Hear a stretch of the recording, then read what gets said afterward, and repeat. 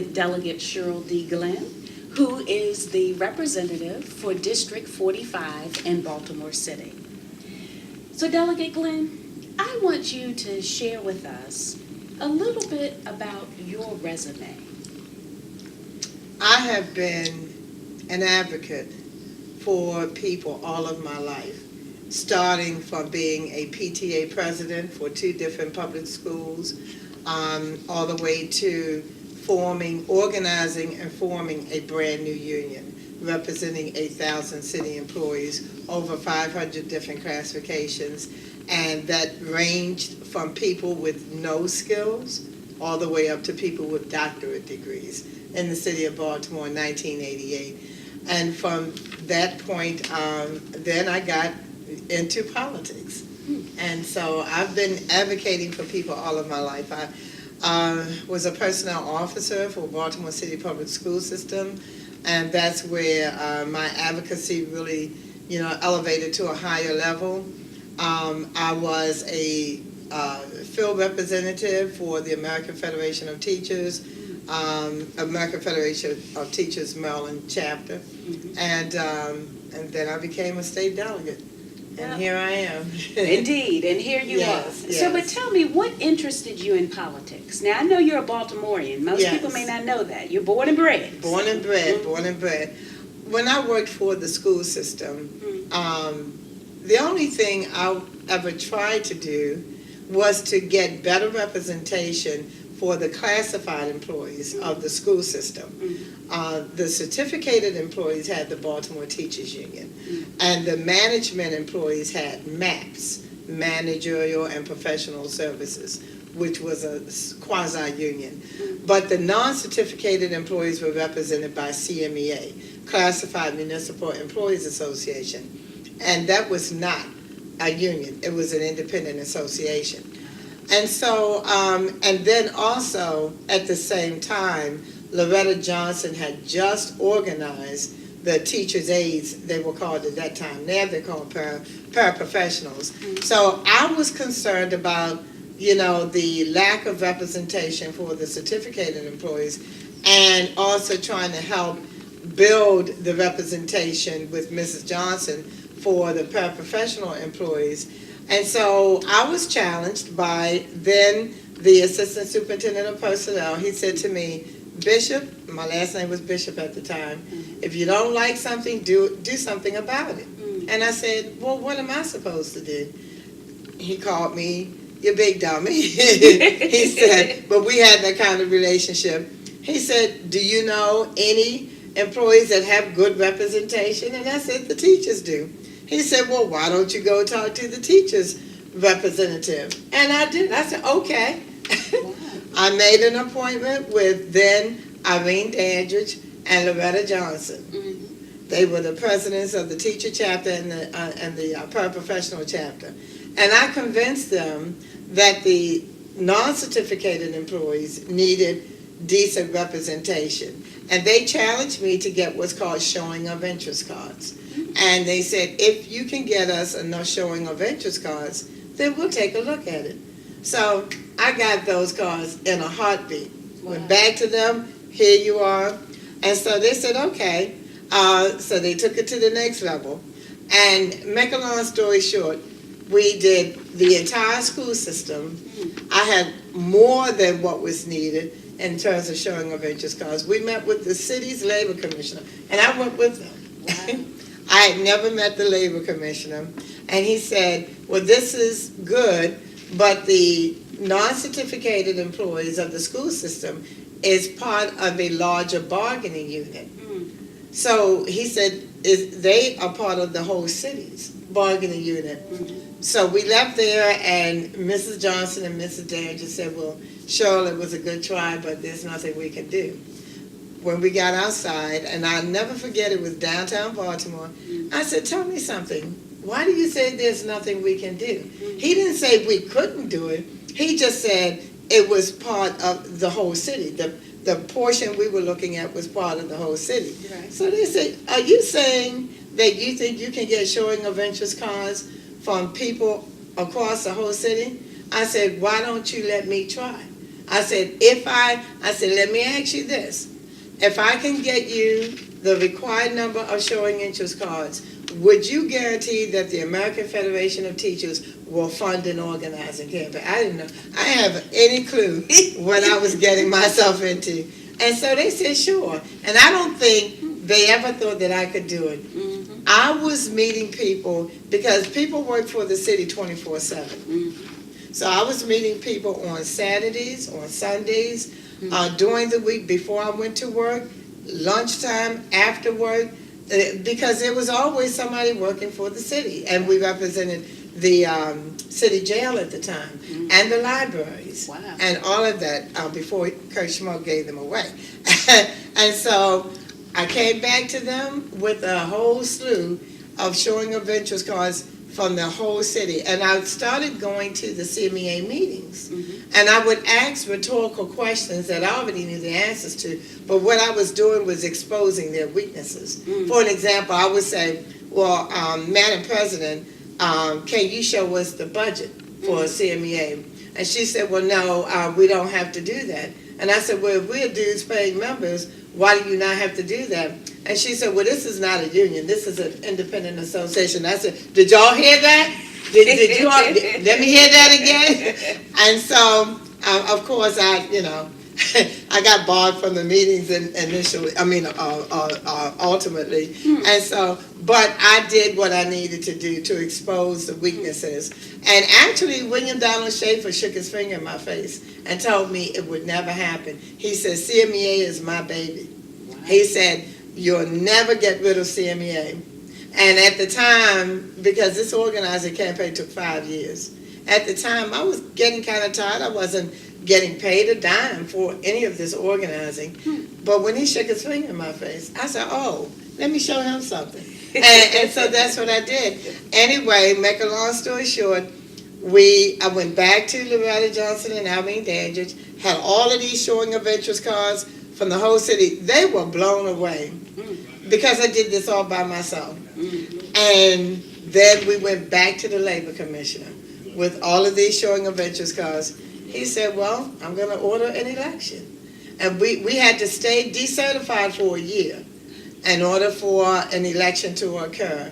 And we won our election with 800 votes. And I asked Ernie Greco, and at the time, Henry Colon, he was the Secretary of Labor for the state of Maryland. I asked him, could we take the local number 800, because that's what we won our election with. So right now, the City Union of Baltimore still exists.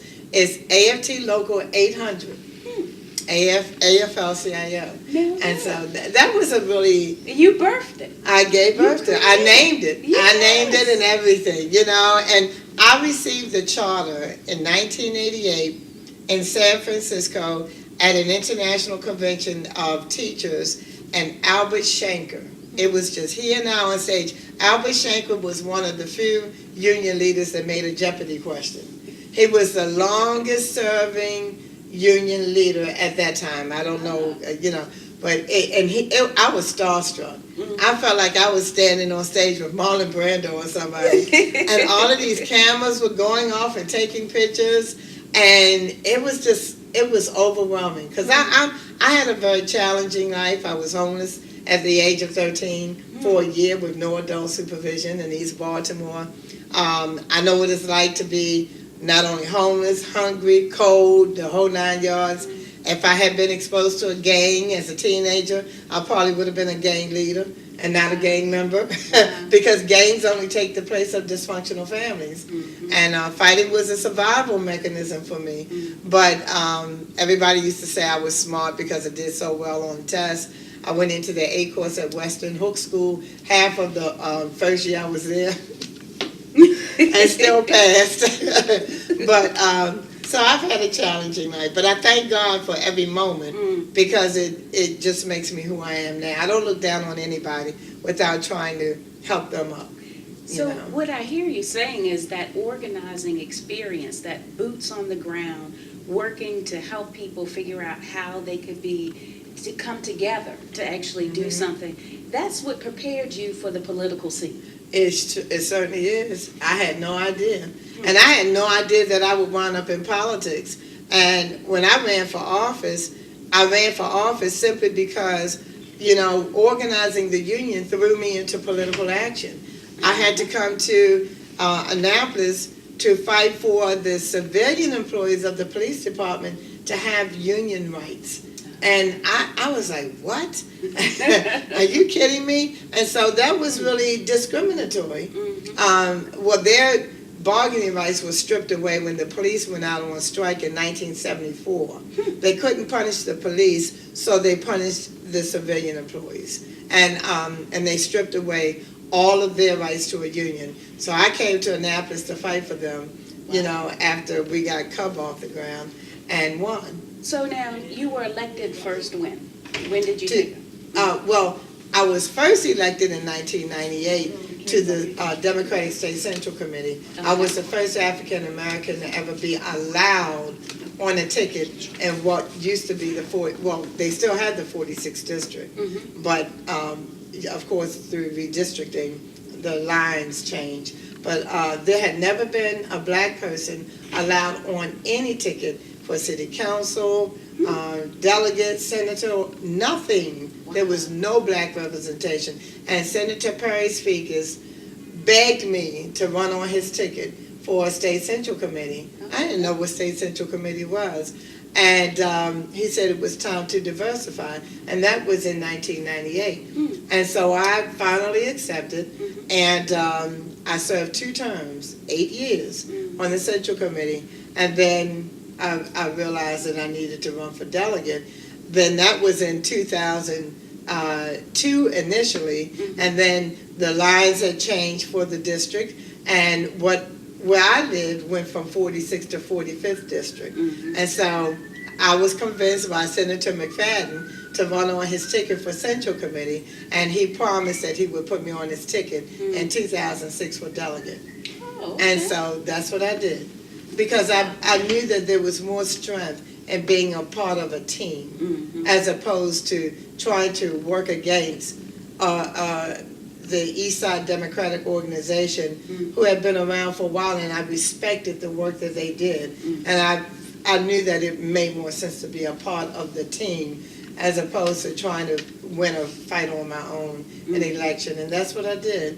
And so in 2006, I ran for election as a delegate and was the top vote getter.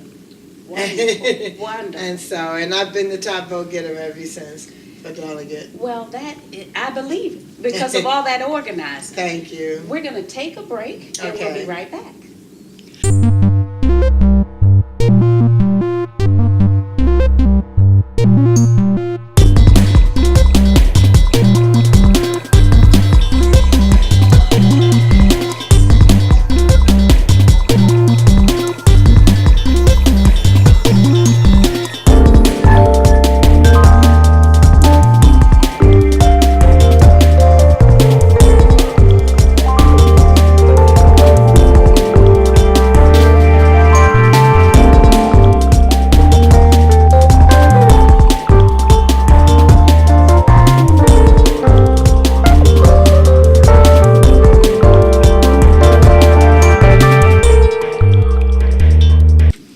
Welcome back. Now, Delegate Glenn, let us understand what is your platform, because you're running for re-election again right now. Yes. Well, and I'm just finishing serving as chair of the Legislative Black Caucus of Maryland, and we're fighting on this medical marijuana bill. So one of the issues that I want to continue to pursue is ensuring that we have diversity in every aspect of what we do in the state of Maryland. Our businesses, our state agencies, because African Americans make up 1/3 of the population of the state of Maryland. However, when you look at the gaming industry, even the running medical cannabis industry that's up and running now, there's no African American ownership. And that's something I want to continue to fight for. Public education is always something that's, more important than anything. We have to take care of our young people. We have to reach them at an age when they're young. And to do that, I feel strongly that we need to change our curriculum and our schools. We need to change our not only education but recreation. Goes hand in glove. And we have to invest in our children in both of those areas. If you ask any of our young people now, do they know how to sew a button on? Do they know how to take a hem? Do they know how to cook? Do they know how to clean? Do they know how to answer the phone? It's not, hey, yo. It's, hello, good morning, can I help you? Because you have to be able to sell yourself in an interview in order to achieve any level of success. So we need to go back to some basics in our schools. I feel strongly that we need to elevate our apprenticeship programs that we offer children. A lot of our children will not go to college. They need to understand what's available in the world in terms of opportunities that where you can make a living and get excellent benefits in the trades, in the skilled trades area. That is not something that most of our children are aware of. Even in music, art, phys ed, not enough of our children have these opportunities. I have a nephew who's a classical musician. He's been around the world probably 50 times, and all of that came out of him being exposed to music through the School for the Arts at a very young age. And, there are so many opportunities that our underprivileged children don't have access to. I didn't have access to anything. I know that I would have been an excellent athlete, but I wasn't exposed and I didn't have the resources to participate in anything. So I really want to lend myself to that kind of advocacy and public safety.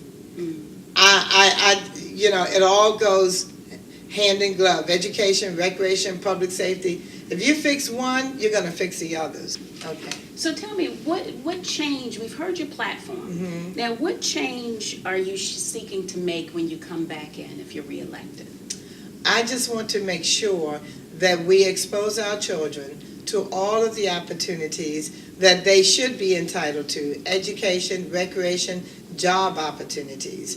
Our apprenticeship programs, our children could learn how to make things, tables, chairs, picnic tables, and sell them. You don't have to sell drugs, but if you have a skill with your hands, or pastry chef, cooking, making things, that's an opportunity to sell something. If we can teach our young people that there are options, even when you're poor, that you can access, you don't have to sell drugs. And I think that would help with our public safety and everything. But I just want to really make sure that the voice of the people is heard in Annapolis. And we don't have enough people who are willing to stand up to leadership and really represent the people. I tell people all the time, I'm not appointed to my position. I'm not appointed by the Speaker, by the President of the Senate, or the Governor. I'm here to represent the people. And we need to remember that. We have issues that come before us all the time as legislators. And we have to remember who we serve. And that's what I want to continue. And that brings up another question, because we do have a Republican governor. Yes. And this is a liberal state. But yes. So the question is, can bipartisanship partnerships work? Absolutely. The medical cannabis issue is a prime example. The first person that sponsored a medical marijuana bill was Delegate Wade Koch, who was a Republican. And over the years, we've had Democratic sponsors and Republican sponsors. And I'm very proud to say that House Bill 2 and Senate Bill 1, House Bill 2 passed the House last week with 121 votes. It's an emergency bill. We needed 85 votes, and we got most of the votes because it was a bipartisan effort. We worked with the minority leadership, Delegate Nick Kipke. He worked with us, with our work group, and this is a strong, strong bipartisan effort. And so that's an example. There are lots of things. No matter whether you're a Republican or Democrat, you want good schools. You want safe streets. You want job opportunities. You want health insurance. All of us want the same thing for our people. We just have to realize that we need to put the R's and the D's aside and do what's best for the people. And I believe that's a matter of communication from your heart and not from a political perspective. Excellent. So now tell me, what do you think? Jules, I'm going to stop you right now. Right now, we have 7 minutes. I can count you down because it has to fit the 29:44 time slot for television. So I can count you down, like I can tell you how many minutes are left if it doesn't bother you. Yeah, because I want to at least I'm going to make sure you know you have your last 2 minutes. Okay, so starting from now, when you ask that question again, we have 7 minutes, okay? And action. What do you think are the biggest opportunities for the state of Maryland over the next 5 years? I think that our state is very well positioned. We have the Chesapeake Bay, which is the largest, most beautiful estuary in the entire United States. We have our seafood industry. We are right off of the 95 corridor. You can get to New York. You can get to Florida from 95. We need better infrastructure with our transportation. I'm excited about the maglev. I'm super excited. This is a multi-billion-dollar project with a PLA, a project labor agreement, which means that they have a partnership with the unions. That translates into good jobs for the people that we represent from all points of the state of Maryland. We also have the wind industry, the offshore wind industry. So we have the windmills that are going to be built off of the shores of Ocean City. You're talking about excellent job opportunities as well as making sure that we have clean energy. And so that's another area of opportunity, clean energy and the jobs associated with it. Maryland is well positioned, and of course in Baltimore we have the wonderful Inner Harbor. And so, and in Prince George's you have the National Harbor. This is a beautiful state. In Western Maryland we have the mountains, we have the rivers. So we are a beautiful state, and we just need to take advantage of it and create the job opportunities that should exist for all of the people that we represent, and we can do it. So tell me, when you look at the city that you represent, which is Baltimore, and you think about what keeps you up at night, what are the things that just concern you? Every day, until we turn the corner in Baltimore, it really makes my heart bleed to know that we're labeled as the most dangerous city in the United States. Our education system in the state of Maryland used to be number one for many years. It's no longer number one. I think it might now be number 5 or number 6. When we look at even Johns Hopkins Hospital, used to be the world-renowned number 1 in the world, and they're no longer number 1. We need to work together to bring all of that back. But in Baltimore City, I want to make sure that no matter whether you go from Milton to Hilton, Charles to Howard, Townsend, wherever you go, our streets and our neighborhoods look like people live there. When we look at Northern Broadway, we are rebuilding the Great Blacks and Wax Museum, which is awesome. But right across the street, we have the dilapidated, what used to be Samuel Gompers School number 298. We have got to invest and rebuild that wonderful school and make it a shining star for the vocational trades. And we can bring retail in there. We can do a lot. I have a lot of vision for Baltimore City. Our schools, recreation, everywhere. Even in areas of Baltimore City that are challenged with land space. Take houses that are vacant and put them together and create community centers and recreation centers for our children. You don't have to have grass. I didn't see grass until I was in junior high school in Baltimore City. But you need to take what you have and work with it Sure. and do what's right for the people. Excellent. So I'm going to ask you the question which all politicians want, which is, why should someone vote for you? They should vote for me because I'm a person of integrity. I say what I mean and I mean what I say. I have a record of public service from the time from the time I could even vote. I've been advocating for people. And so when you look at my body of work over the years, I always tell people, if you don't vote for me, sure, Glenn will be fine, but you might not be fine. Because most, I'm not going to say most, but far too many people who run for office want the position, but they don't want to really do the work that's required. I work 7 days a week. I really do. And there's no such thing. We have a 90-day session, but I work all year. You come to Annapolis to my office, you don't need an appointment. If you need to see me, you can see me. And I'm a fighter. I'm a fighter.